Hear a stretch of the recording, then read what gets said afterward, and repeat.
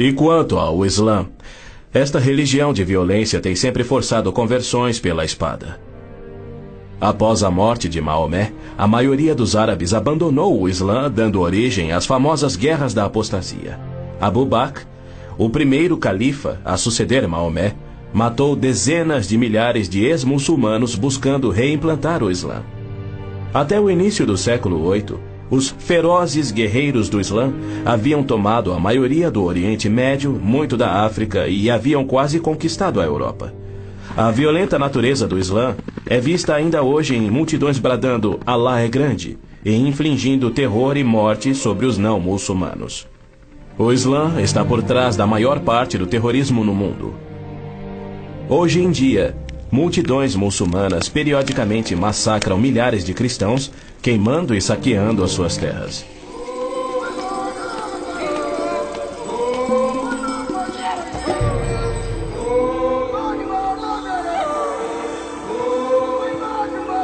No sul do Sudão, milhões de cristãos negros estão sendo privados de alimento, escravizados e até mortos pelo governo islâmico do norte.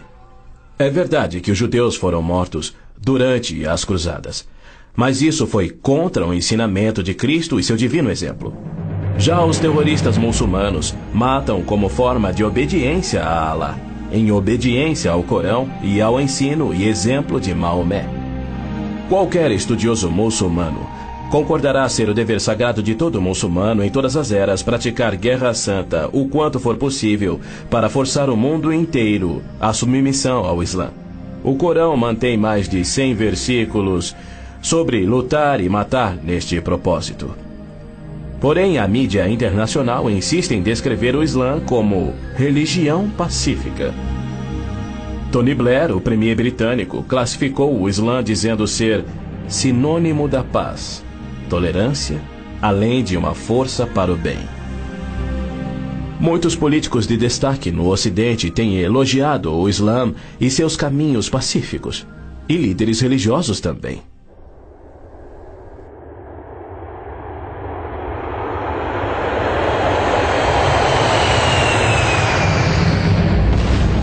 Os inusitados atos de guerra praticados por terroristas contra os Estados Unidos em setembro de 2001 resultaram em declarações de políticos que diziam ser necessário distinguir entre terrorismo causado por grupos extremistas, fanáticos, e a religião islâmica em si, que é pacífica. O escritor Tom Clancy disse que o Islã, como religião, não promove a violência. Uma declaração incrível frente aos ensinos contidos no Corão, os de Maomé, e a violência contínua que historicamente caracteriza o avanço do Islã. Esta é a visão romântica do Islã que encoraja o terrorismo. Para esses criminosos, Arafat é a prova viva das recompensas conferidas aos que aspiram ao terrorismo. Ele é o mais vil e bem-sucedido terrorista da história. A OLP detinha o recorde do maior sequestro aéreo, 4 aeronaves numa única operação, apenas igualado em 2001. O maior número de reféns, 300 pessoas na mesma operação e outros recordes que se mantêm até hoje. O número de pessoas baleadas num aeroporto, o maior resgate pago, $5 milhões pagos pela Lufthansa. A maior diversidade de alvos, 40 aeronaves de passageiros civis, 5 navios de passageiros, 30 embaixadas ou missões diplomáticas, além de incontáveis fábricas, depósitos de combustível, etc, etc, etc. Ao invés de ser julgado como réu em corte internacional, assim como os nazistas e líderes sérvios, os sangrentos atos de Arafat atraíram a ONU, a União Europeia e incontáveis líderes políticos e religiosos para o seu lado contra Israel e lhe outorgaram o Prêmio Nobel da Paz. O que confere a pilotos habilidosos a coragem e o ímpeto de se apoderarem de jatos comerciais e arremetê-los contra edifícios civis ou militares. Ou outros que se suicidam explodindo ônibus em Tel Aviv. Somente uma coisa: a garantia islâmica do paraíso para os que morrem na jihad. Aos mártires, o Islã promete um palácio de marfim contendo 70 mansões, cada mansão contendo 70 casas e em cada casa uma cama com 70 lençóis. E em cada lençol uma linda virgem que recupera sua virgindade a cada vez que o mártir a possui. Lhe é prometido que o seu apetite para o sexo e alimento será igual ao de 100 homens. Os meninos muçulmanos ouvem essa promessa desde a infância.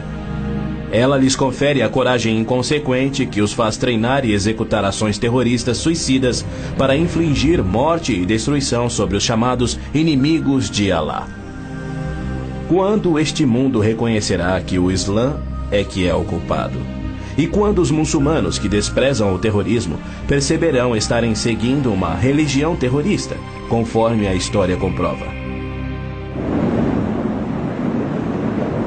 Os muçulmanos têm continuamente se torturado, se combatido e se matado.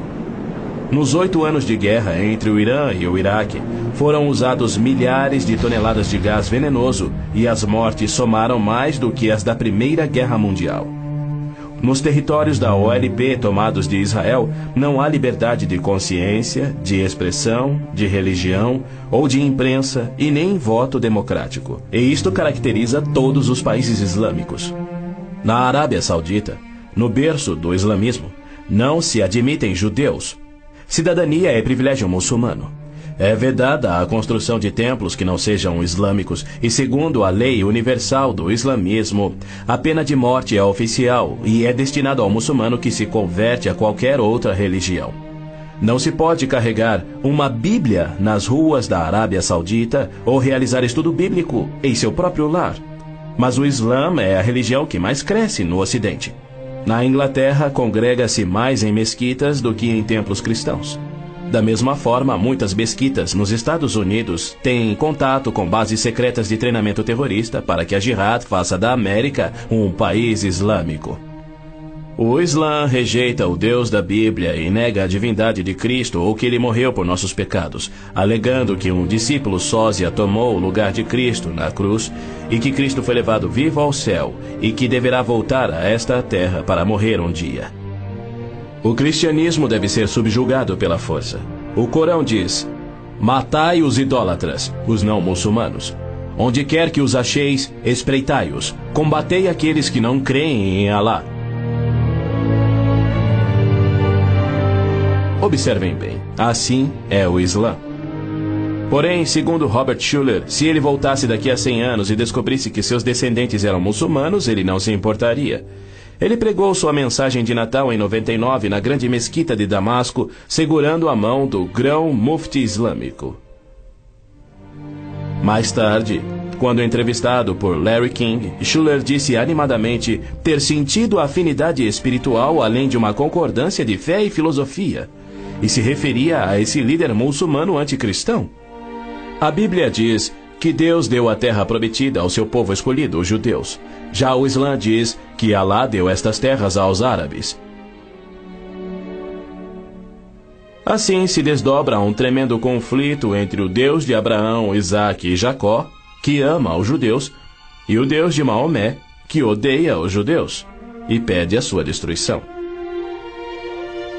O conflito real não é entre judeus e árabes, mas entre o Deus da Bíblia, cujo nome é Javé, e o Deus do Corão, chamado Alá. 12 vezes no texto bíblico Deus refere-se a si mesmo como o Deus de Abraão, o Deus de Isaque e o Deus de Jacó. Então, Javé declarou a Moisés: diga aos israelitas, o Senhor, o Deus dos seus antepassados, o Deus de Abraão, o Deus de Isaque, o Deus de Jacó enviou-me a vocês. Esse é o meu nome para sempre, nome pelo qual serei lembrado de geração em geração. É Satanás que tem inspirado 3.000 anos de antissemitismo. Se os judeus fossem destruídos, o Messias não poderia nascer. Mesmo após a vinda de Cristo, se Satanás destruísse os judeus, Javé seria um mentiroso, incapaz de cumprir sua promessa de restaurar a terra a Israel para que dali Cristo reinasse no trono de Davi na sua segunda vinda. A integridade de Deus tem a ver com a sobrevivência de Israel. Embora não conste uma única vez no Corão, há mais de 800 menções de Jerusalém na Bíblia. Dela é dito repetidas vezes ser o local em que Javé, o Deus da Bíblia, estabeleceu seu nome para sempre. Yasser Arafat alega que Jerusalém tem sido uma cidade árabe há milhares de anos, quando na realidade ela nunca o foi. Em julho de 1889, constou no jornal Pittsburgh Dispatch que, dos 40 mil habitantes de Jerusalém, 30 mil eram judeus e a maioria do restante era cristã. Quando Israel declarou sua independência em 1948, havia 100 mil judeus vivendo na Jerusalém antiga. Ela foi fundada há 3.000 anos por Davi, o grande rei de Israel, e se manteve uma cidade judia desde então. Não é à toa que mais de 40 vezes a Bíblia se refere a Jerusalém como sendo a cidade de Davi. Ali Deus estabeleceu o trono de Davi para sempre. E naquele trono o Messias, descendente de Davi, deverá reinar sobre Israel e o mundo. O Senhor Deus lhe dará ao Messias o trono de seu pai Davi, e ele reinará para sempre sobre o povo de Jacó. Jerusalém é um cálice de tontear porque líderes mundiais rejeitam o Deus bíblico e seu plano de paz para Jerusalém e o mundo. A insistência do Vaticano e da ONU de que Jerusalém deve ser uma cidade internacional e dos muçulmanos que dizem que ela lhes pertence constituem desafios ao Deus de Abraão, Isaque e Jacó, assim como a paixão muçulmana pela destruição de Israel. As nações muçulmanas estão se armando com mísseis capazes de portar ogivas químicas e biológicas, além de nucleares. Certamente não são armas de defesa. Todo mundo sabe que tem um propósito único: chover morte e destruição sobre Israel. A Síria já fabricou milhares de ogivas químicas, tem vastos estoques de armas biológicas e triplicou seu poderio militar e aéreo desde a Guerra de Yom Kippur em 1973. Israel também tem armas nucleares, atualmente posicionadas em modernos submarinos, e certamente não seria vencido sem utilizá-los. Era a isto que Cristo se referia quando, numa surpreendente profecia que antevia os armamentos modernos, ele alertou sobre uma destruição tão incrível que, se ele não intervisse para interrompê-la, não restaria vida na Terra. E se aqueles dias não fossem abreviados, ninguém sobreviveria. O Armagedon é tema frequente nas profecias bíblicas.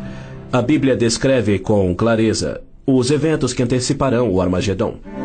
Milhões de judeus já voltaram a Israel depois de serem espalhados entre as nações.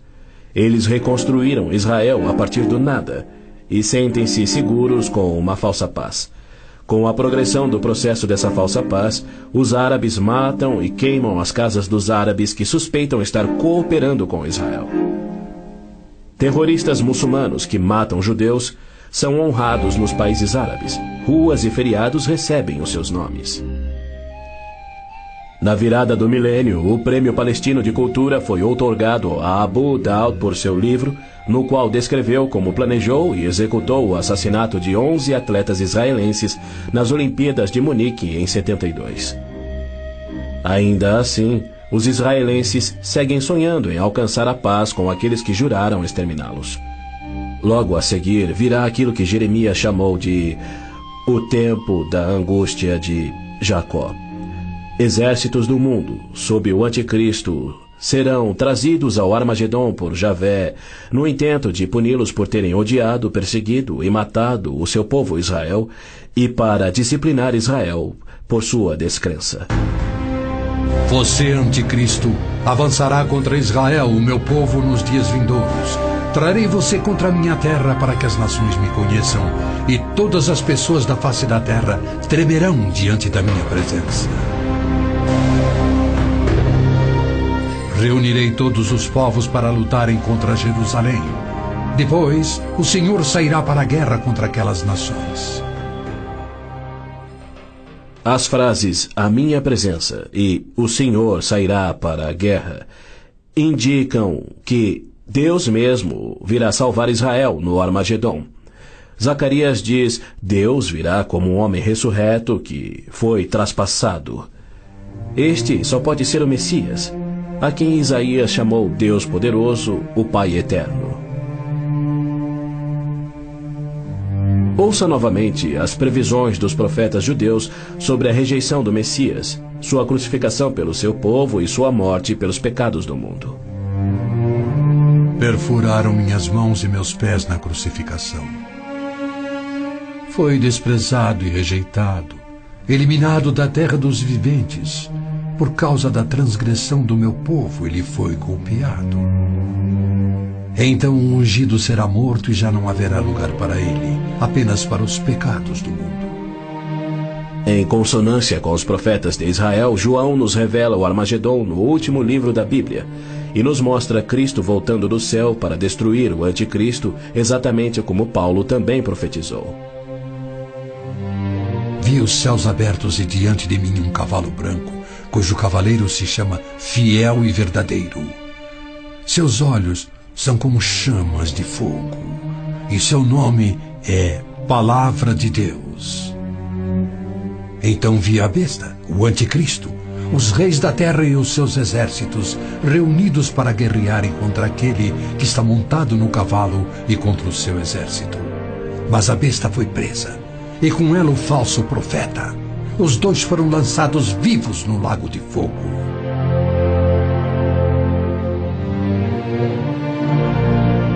Antes do Armagedon, o anticristo irá confirmar um pacto de 7 anos, garantindo uma falsa paz entre árabes e judeus. Prometerá segurança a Israel, permitirá que Israel reconstrua o templo e reinicie os sacrifícios de animais, após um intervalo de mais de 1900 anos. O anticristo quebrará seu pacto, cessará os sacrifícios, colocará a sua imagem no templo, declarando ser Deus e exigindo ser adorado. Os que se recusarem morrerão.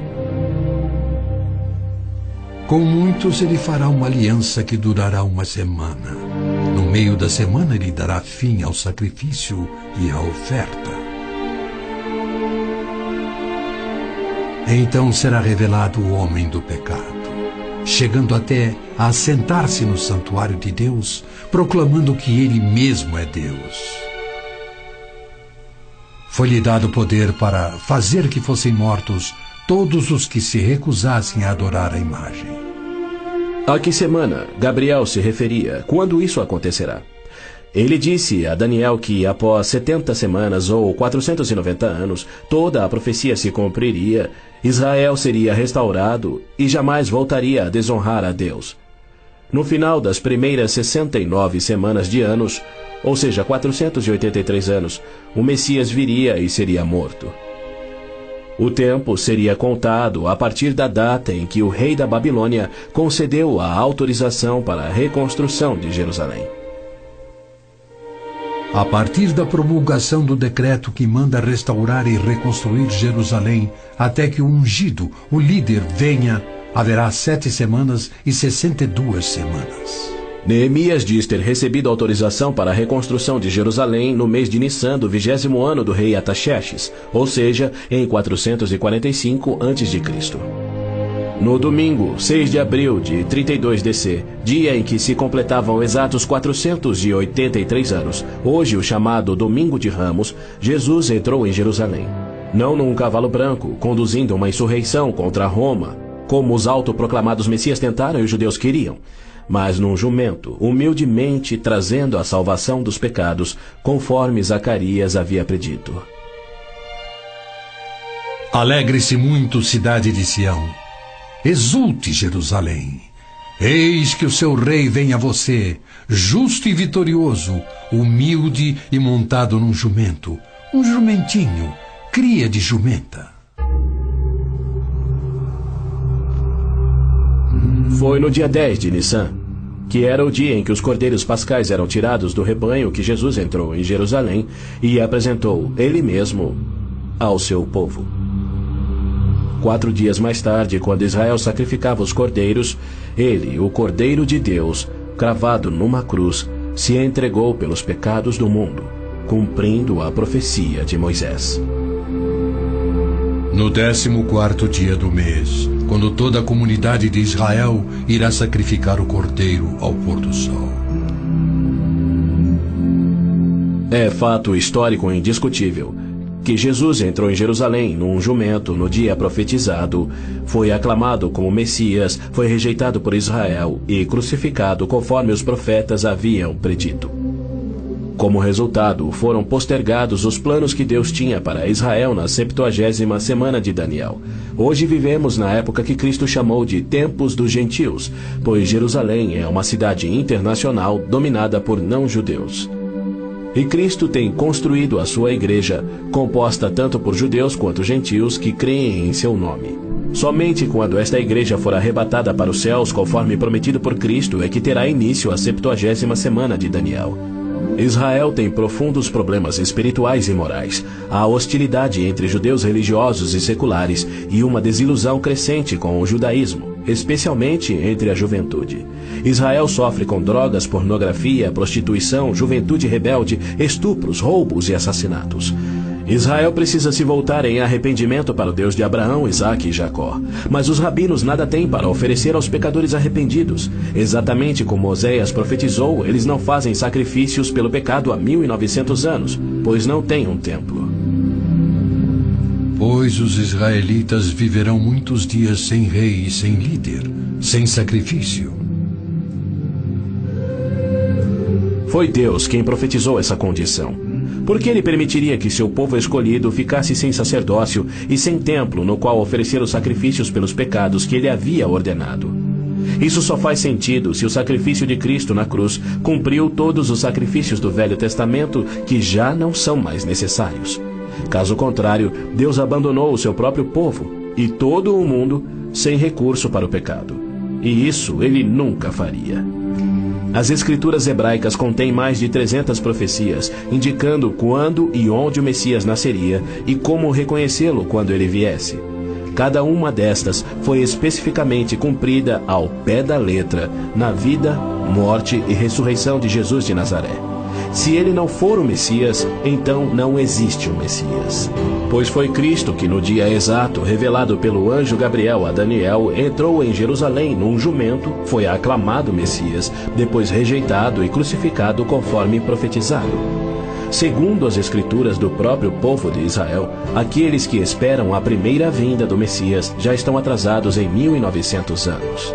A única esperança de Israel está na sua segunda vinda. E podemos ter certeza de que, havendo gerado a nação de Israel, Deus irá cumprir o seu propósito. Pois ele declara: Pode uma nação nascer? Acaso faço chegar a hora do parto e não faço nascer, diz o Senhor? Acaso fecho o ventre? Tragicamente, muitos judeus só crerão no seu Messias no Armagedon. Quando Javé aparecer em pessoa para salvar Israel da destruição pelos exércitos, eles reconhecerão finalmente ser o Messias, aquele que foi traspassado e morto pelos seus pecados e que ressuscitou como o próprio Messias predito pelos seus profetas, a quem rejeitaram. Então todos os judeus ainda vivos irão crer. Mas para todos aqueles, judeus e gentios, que morrerem sem crer nele, tragicamente não restará esperança.